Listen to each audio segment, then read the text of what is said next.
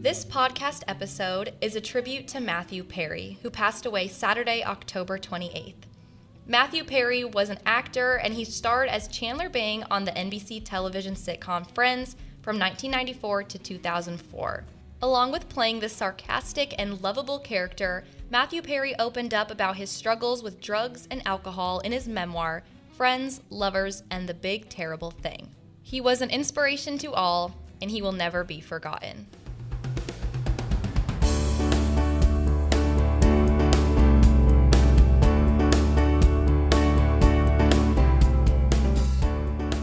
Welcome to another episode of Pop Rocks with Madeline, Kaylin, and Olivia.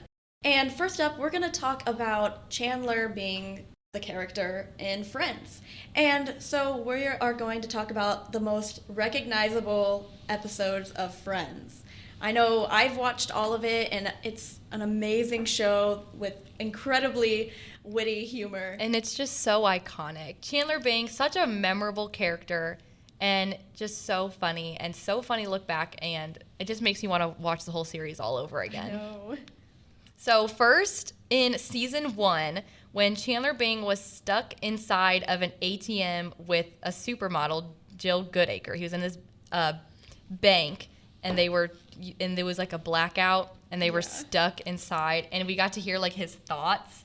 That was one of my favorite episodes. That episode is so hilarious. And it was like I think this was one of the first episodes where you really get to hear his like comedic timing and his witty humor.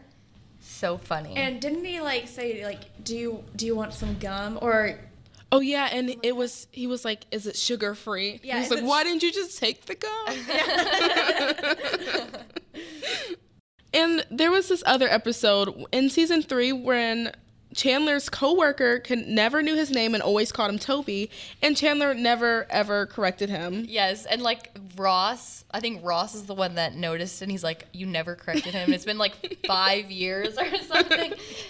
Imagine. It was really funny. And then he has to like trash his own office because the coworker was mad at a guy named Chandler. Chandler. Didn't know that it was actually him. That was a really funny one.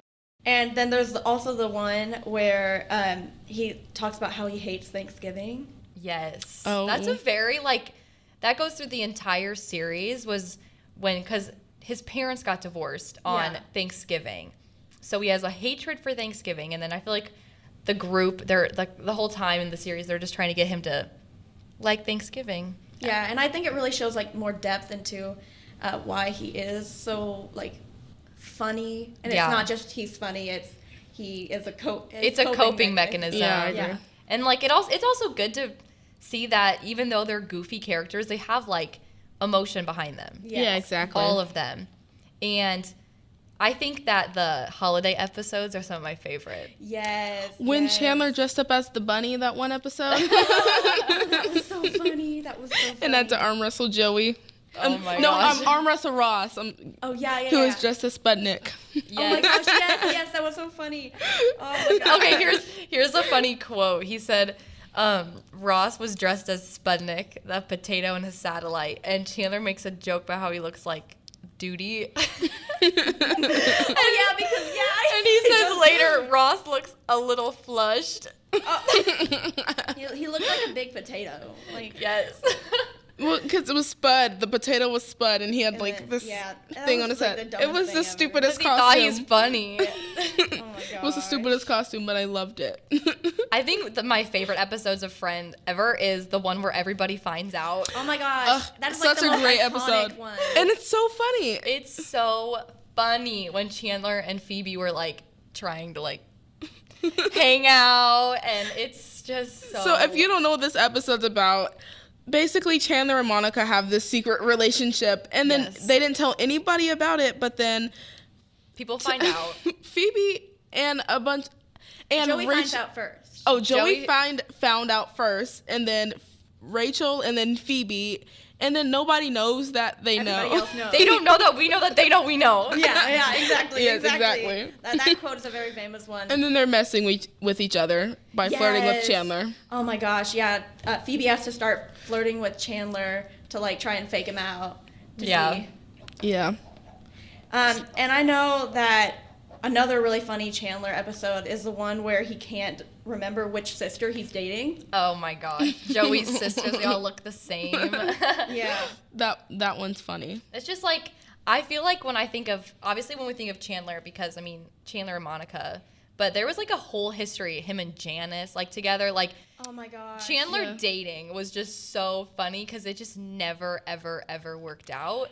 And then, oh my gosh, do you guys remember the episode where he was going out with Rachel's boss and he got like handcuffed? Yes. And like Rachel like door. found him. That was That funny. is so awful. But I love the episode where Chandler is trying to break up with Janice, but doesn't know how to. But Yeah. Phoebe's really good at breakups. So he was going through all of this when Phoebe literally could have done it for him, and she did it so easily, and it was really funny. Yeah, like I remember the one once like him and Monica like get together, where Janice ends up being their neighbor. yes, when they're like buying their house or whatever. Yeah. That's like at the very, very end. Yeah. I look at it, it's right here. They found their dream house, and at the last minute, there's another buyer interested, and it's Janice. What are the odds? Janice was always around. Yeah. She's just always- my god. Even when Rachel was in labor. Yes, even when she was in labor. Oh my gosh, yes, that was so funny. My favorite quote from that one is, "Look at the baby on that nose." Speaking of quotes, what were some of your guys' favorite like Chandler quotes? Oh. I know one of mine is, it's the one where he like is on a subway and he comes back and he said, "Someone on the subway licked my neck." My neck. So funny. That's hilarious. I love the one, Rachel. Oh my god. I can't even get through it. It's so funny. Why was she wearing this pink dress? Oh, What she was the like dress Bo Peep for? or something. And she looked like Bo Peep, and she walks in, "I'm sorry, we don't have your sheep." Yeah, that's so funny.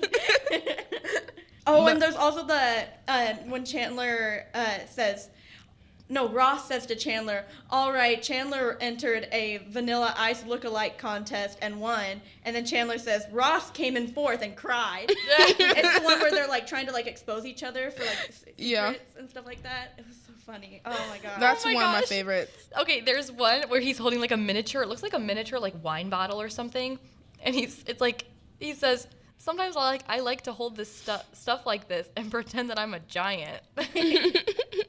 Oh my gosh. Sorry, the rehearsal dinner one. Oh my gosh. I'm yes. glad we have a rehearsal dinner. I rarely practice my meals before I eat. I like the one. This is so like a Chandler thing to say, and I mean, I feel like I am Chandler sometimes.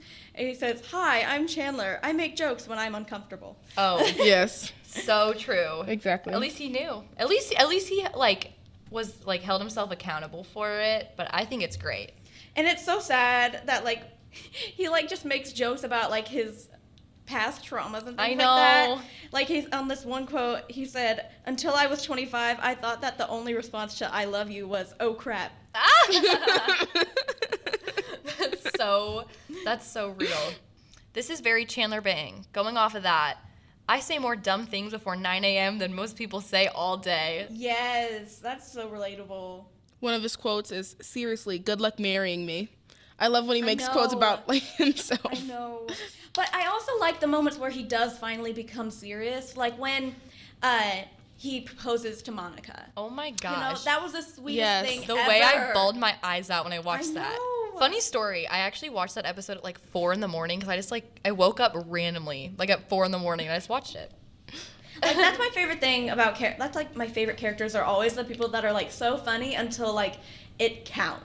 Yeah, Not exactly. to be serious, you know? Yeah, and that's a so big thing sincere. with Joey and Chandler's relationship as friends. Like they Oh my they gosh. taunt each other and everything, but they love each other. And like when he was moving out, like when Joey moved out, it was like a whole thing. It was Oh my gosh, yeah, that was so sad. And like Joey was so upset and was like, "Oh my gosh, that was so sad." and then when they at like the end, I think it is, when they have to like move out of the building entirely, you know? yeah. And get their own house. And I remember, like, Joey gets, like, so sad and he, like, starts to cry and stuff like that. Do you remember that? A line that Monica said when Chandler and Monica were moving to a house, they were like, oh yeah, and we'll have an extra room for Joey to grow old in. Yes, An extra room for Joey to grow old in. I know, that's so cute. They were like my favorite friendship of the entire show because Chandler and Joey had the closest connection, the closest bond. For real. And they were always there for each other. They got their recliners, man. Yeah. How could you not? I love that part. It's the most heartbreaking to think about now. I When, know. like, he, like, had to leave. Yeah. It's so sad, but it's nice to remember Chandler Bing. And even though Matthew Perry did perform as Chandler Bing, and we all know him most famously for Chandler Bing, I think it's very important to recognize this quote that he said about how he would like to be remembered. He said, quote, "When I die, I know people will talk about friends, friends, friends. And I'm glad of that, happy I've done some solid work as an actor, as well as given multiple chances to make fun of my struggles on the World Wide Web. But when I die, as far as my so-called accomplishments go, it would be nice if friends were listed far behind the things I did to try to help other people.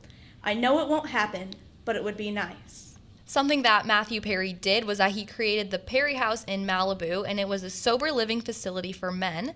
And he also wrote a play called The End of Longing, which is his personal message to the world, and it's an exaggerated form of him as a drunk. He had something important to say to people who struggle with addiction and people who love people like him. And so to finish off this podcast, we would like to implore you to recognize, even though Matthew Perry was Chandler Bing, he is not only Chandler Bing. He was an amazing person who inspired lots of people to deal with their addictions and Get to help overcome for it. He stated that if anyone comes up to him with an alcohol or drug addiction and asks for help, he can 100% say, "I can help you," and he knows how to help them. He also said in an interview that he spent nearly like $9 million on his recovery, which shows how much he cares not only for his own health and for the people around him. He knows that it was important for him to become sober for his loved ones. And I think this quote is really important. It says that if an alcoholic or drug addict comes up to me and says, "Will you help me?" I will always say, "Yes, I know how to do that. I will do that for you even if I can't always do it for myself." So I do that whenever I can, in groups or one-on-one. I think that quote really shows how selfless Matthew Perry was. And I think as a society, we should honor his wishes to be recognized for the things that he did for the world and not just for a fictional character in a TV show. And if you haven't already, I definitely recommend reading his memoir. It is amazing. I have read it before. And on that note, thank you so much for listening to today's episode of Pop Rocks, where we honored the one and only Matthew Perry. I'm Madeline. I'm Kaylin. And I'm Olivia.